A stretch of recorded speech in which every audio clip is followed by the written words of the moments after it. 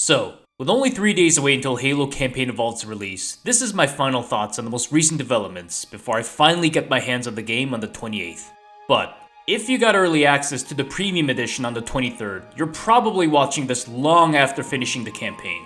Nevertheless, a lot of new developments have come to light, not just for Campaign Evolved, but also Xbox as a whole. And once again, I have a lot of thoughts on it. In fact, some of my opinions may even upset some people. But I hope you hear me out on it. Anyways, let's get to it.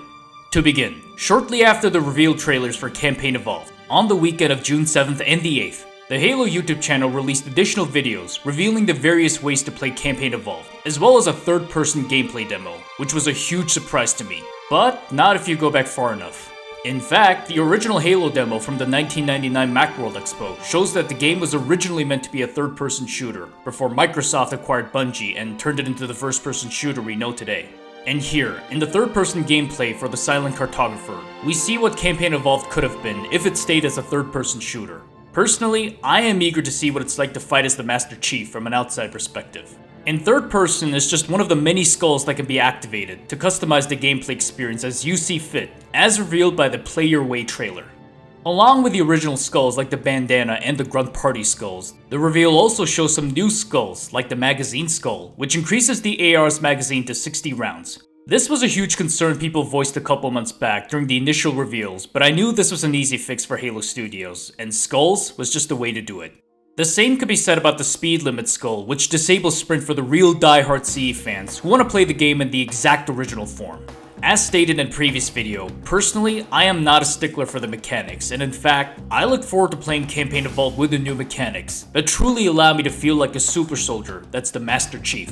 That being said, however, I also believe in providing the players the option to play the game the way they want, as opposed to going for a one-size-fits-all approach, which satisfies nobody, and utilizing the skulls mechanic, which is already a core part of the Halo experience, to provide said options is the perfect solution. As Sergeant Johnson put it, whether you want to play as OG or OP, skulls can make you feel like the biggest badass on the block.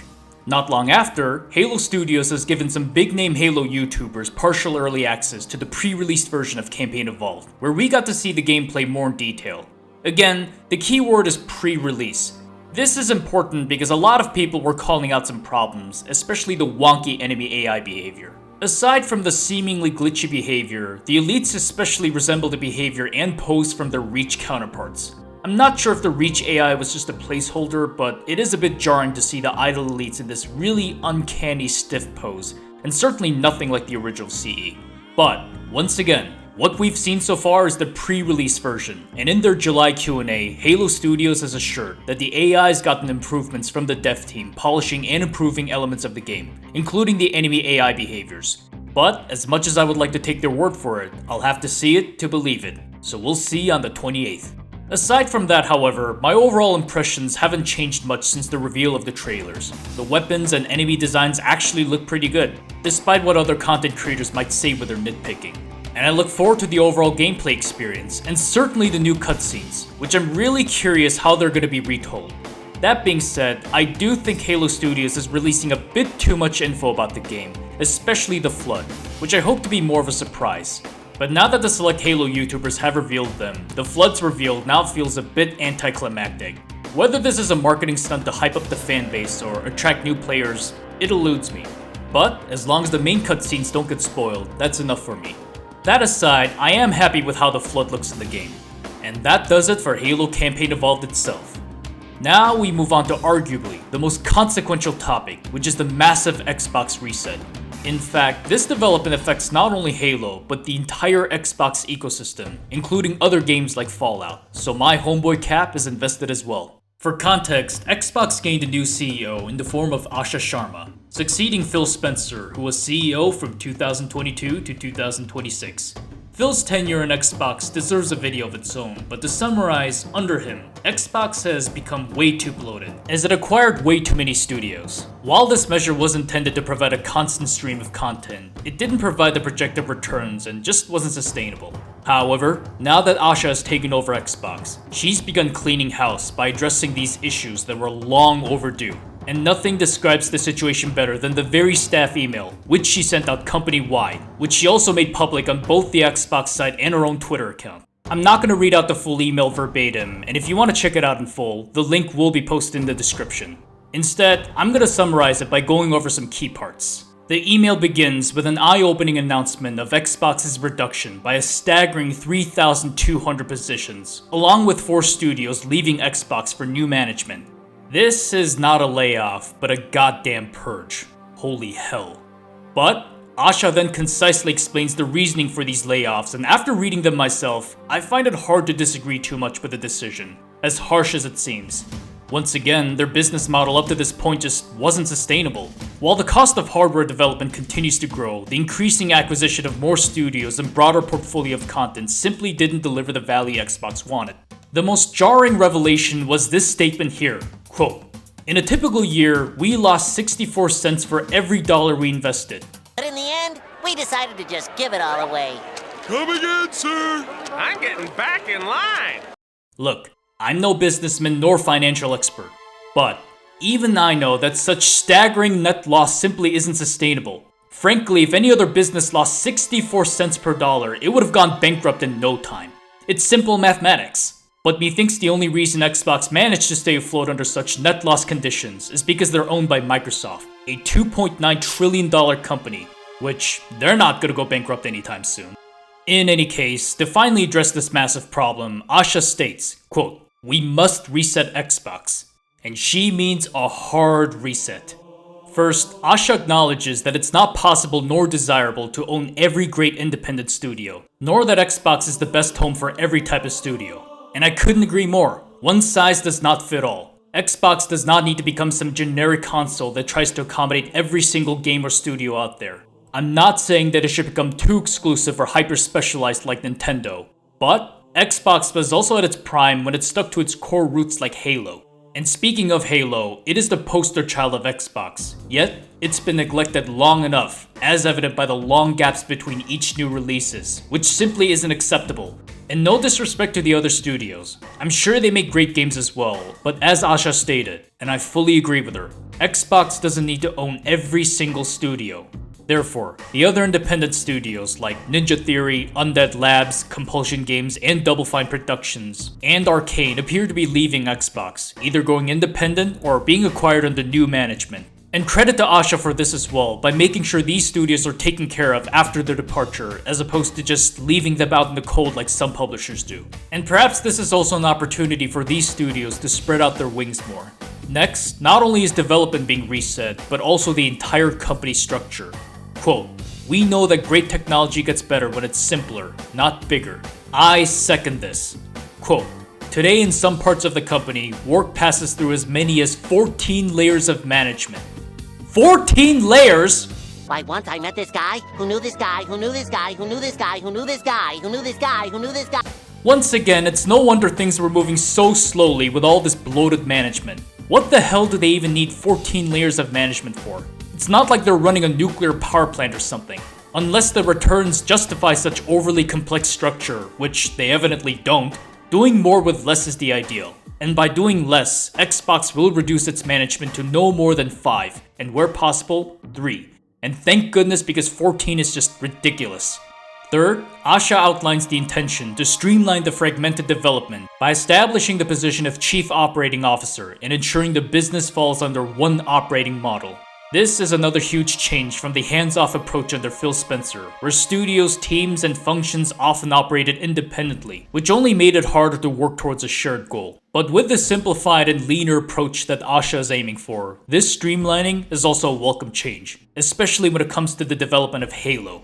Finally, the email closes with Asha's intention to invest into Xbox with greater focus, discipline, and clarity, as well as a chilling yet sobering line. Quote, "History is full of companies that mistake longevity for inevitability. We will not be one of them."